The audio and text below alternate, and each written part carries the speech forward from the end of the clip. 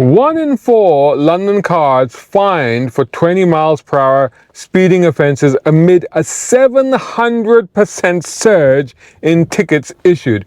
People driving between 20 miles per hour and 30 miles per hour were fined 8 times more than those driving above 60 miles per hour last year, according to a report out yesterday in the Standard newspaper.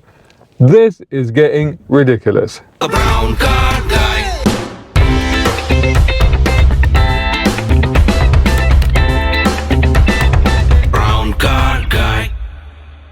Right, so this is really interesting, and like I'm in this BYD and I don't know if you've been following, but 2 days ago I did a route around London. So that was for another video I'm doing. It wasn't actually for a review of this car, but it's for another experiment that I'm doing, and stay tuned, more on that soon.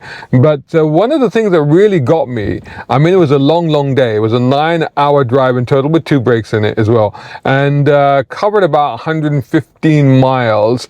And the 9 hours, or really the 7 hours of just, actually probably 8 hours of driving time, was not due to, because some people said, oh, you want an electric car to recharge. No, because the car hardly used anything. It started at 85%, went to 30%, no problem at all.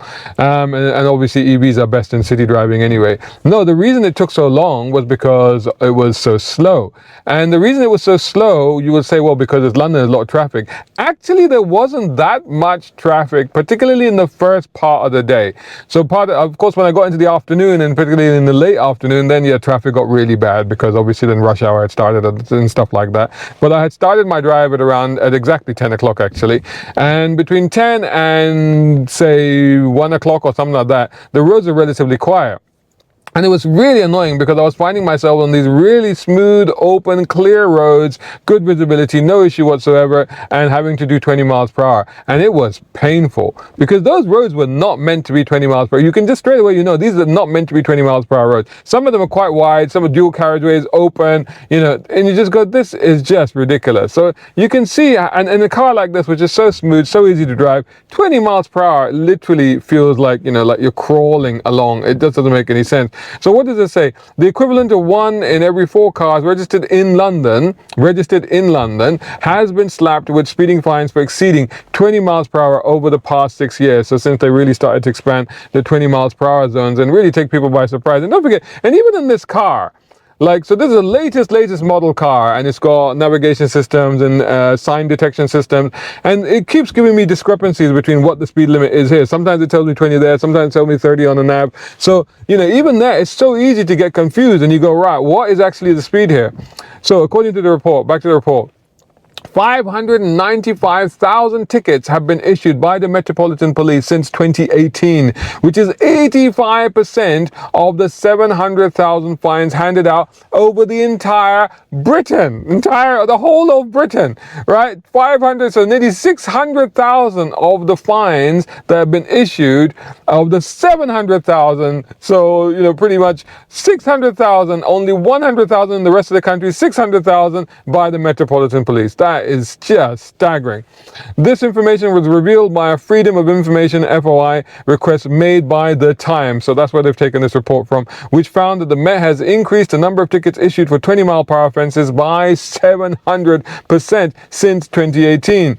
Last year, people driving between 20 and 30 miles per hour were fined 8 times more than those driving above 60 miles per hour. Now, question for all you safety advocates for 20 miles per hour limits, 20 miles per hour will kill, of course it will. Honestly, 10 miles per hour is going to hurt. It's like, how low are you going to make these cars just get out and walk and push the car? But how low are you going to make us go? We've got to be, as I said in the previous video, the thing we have to keep in mind for cities, when I was a kid, we were all strictly taught the green cross code.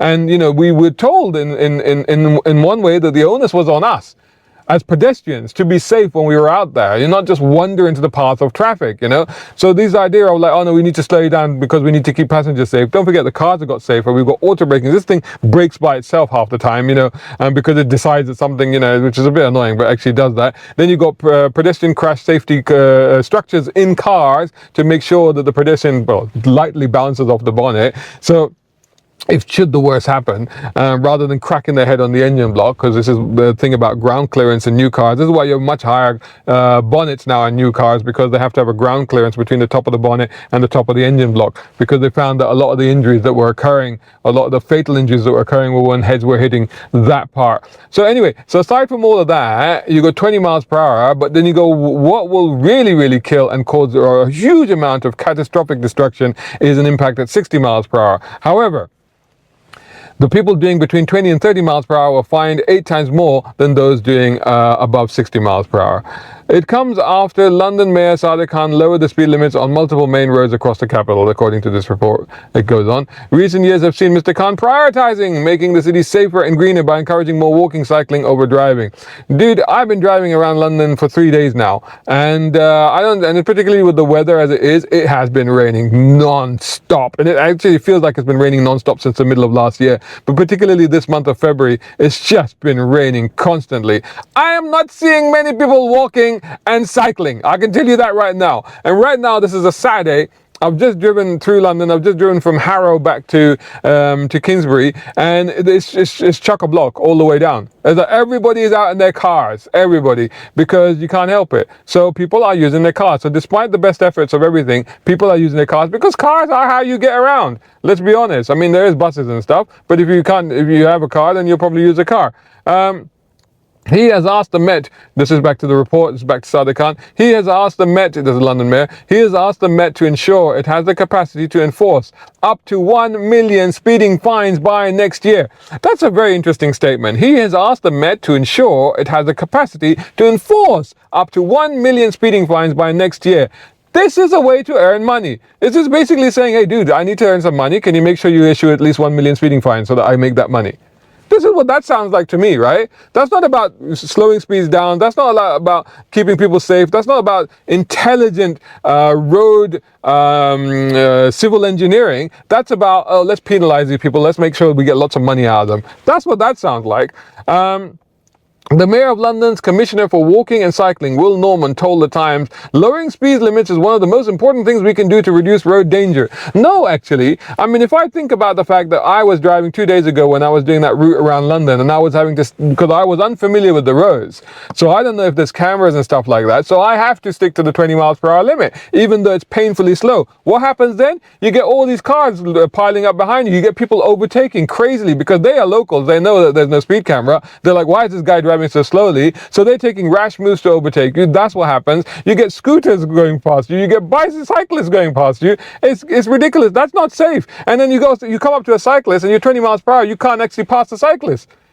And of course, most cyclists would even say, can you just go? So that, you're just making me nervous here. But I can't, because I can't exceed 20 miles per hour. There's a lot more to it. There's a lot more to road safety and roadcraft than just lowering speed limits. Because if we lower speed limits, because if the argument goes lower it from 30 to 20, that's safer, then the next argument is lower it from 20 to 10. And then if that's the argument, then the argument is then lower it from 10 to 0. Because no matter what speed you hit a pedestrian, or anything, it's gonna hurt at the most. It's gonna hurt, even at 10 miles per hour. And technically even that could be like fatal. And depending on how hard you hit, what is the result of that, where the person lands. So every speed is dangerous. Does that mean just don't drive? That's what they're trying to say. I don't know, man. It's just getting crazy. So it goes on. The mayor, after I said, Will Norman said, lowering speeds is one of the most important things we can do. We'll continue to work with TfL, the Met Police, and London boroughs to make it easier and safer for people to walk, cycle, and use public transport, creating a safer, greener London for everyone. Look, I get it. When you talk about these things, they go operate in central London. These guys, they don't know about the rest of London. When you talk about central London, I actually don't disagree with any of that. I'm like, even with the ULEZ and the congestion charge in central London, I never disagreed with it, because central London is so congested, it's so dense, it's so densely packed, but also the transport network is so good there. I mean, you can be from anywhere to anywhere within 20-25 minutes, not a problem. Let's be honest, right? So, and especially now that you've got all these apps and everything which tell you, it's so good that I grew up in central London. I was born in central London. I grew up in central London, and even I don't drive there, and I'm like, there's no need to drive there. That makes sense, but you've got to discern the difference between central London and outer London. It's a completely different story. It's a completely different scenario. The Metropolitan Police told the Standard, the evidence tells us that speeding is a factor in a significant number of collisions in London, particularly those result in death or serious injury. Well, if the evidence tells you that, and for 6 years you've been issuing these fines for 20 miles per hour limits, then how comes it's still a significant factor? Does that mean the 20 miles per hour limit hasn't actually worked then? Is that what you're saying?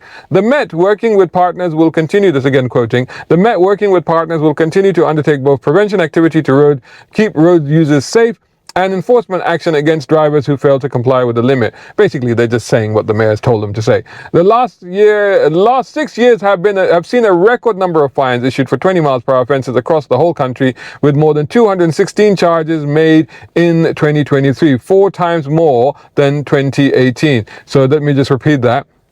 Fines issued for 20 miles per hour offences across the whole country, more than 216 charges made in 2023, 4 times more than in 2018. In January, location technology company TomTom said London's 20 miles per hour speed limits have made the city, and I reported on this previously, actually, there's another video on this, it has made London officially the slowest city in the world for drivers. It's already now the slowest city in the world for drivers. That's not just because of congestion, that's because of the speed limit. Journeys of 10 kilometers, 6.2 miles in central London took an average of 37 minutes and 20 seconds last year.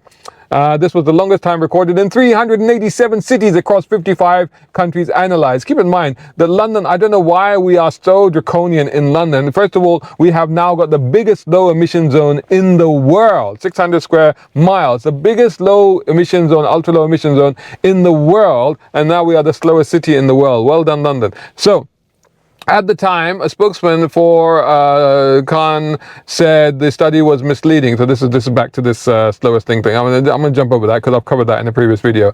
So roadworks are the biggest cause of congestion. Yeah, well, I mean, roadworks are a nightmare, especially here. They just don't get them right. Okay, so that's pretty much the story done. That just focuses on that part of the story. But I just want to conclude with the number of people that I've heard from as well that have become first-time speeding offenders. And this is the thing, it's like you're just hitting ordinary people that have never had a speeding ticket in their lives, believe it or not.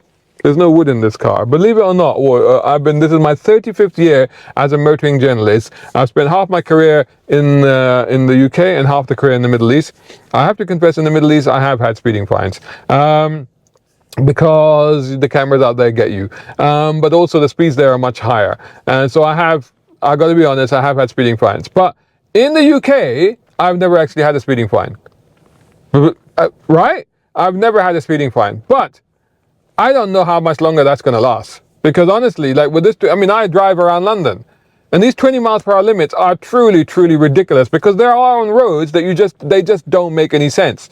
Like if you put them on roads where they make sense, you know, you go, yeah, okay, fine, that makes sense. I'll slow down. I'd probably drive at less than 20 anyway. But when you put them on roads that don't make any sense, and then all you're doing is you're constantly looking at your speed going, oh my God, how do I get it down? I got to slow down. Then you're not actually paying attention to what's happening. So once again, this really needs to be thought through. This really needs to be reconsidered. This is just a cash-making machine. This is all this is. And that statement in that, well, I quoted earlier, that very clearly proves that. Anyway, I'd love to hear your thoughts on this. I'm sure I will. And I'll catch you all in the next video. In London streets, where politics and power collide, The Ulez Files by Brown Car Guy is a thrilling new novel depicting a high-stakes battle for the roads. Join Max Turner, a motoring journalist, as he uncovers a plot to control car ownership and personal liberties. With agent Eleanor Rodriguez and tech genius Fox Jackson, they race against time through London's iconic streets. It's a narrative that questions the balance between environmental policies and individual rights. For fans of cars, action, and political intrigue, The Ulez Files promises high-speed chases, tactical ingenuity, and a fight for justice. Available now, exclusively on Amazon.com. The Ulez Files by Brown Car Guy. Get your copy today. Brown Car Guy.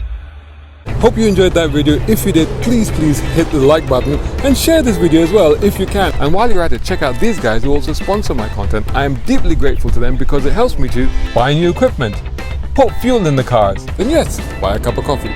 You can do the same. Just go here or right here on YouTube. Just hit these 3 little dots down here and click on thanks. Make sure you're signed in first. My content is free, but this is how you can help me keep it that way. I may even send you a gift. Oh, by the way, Watch this next.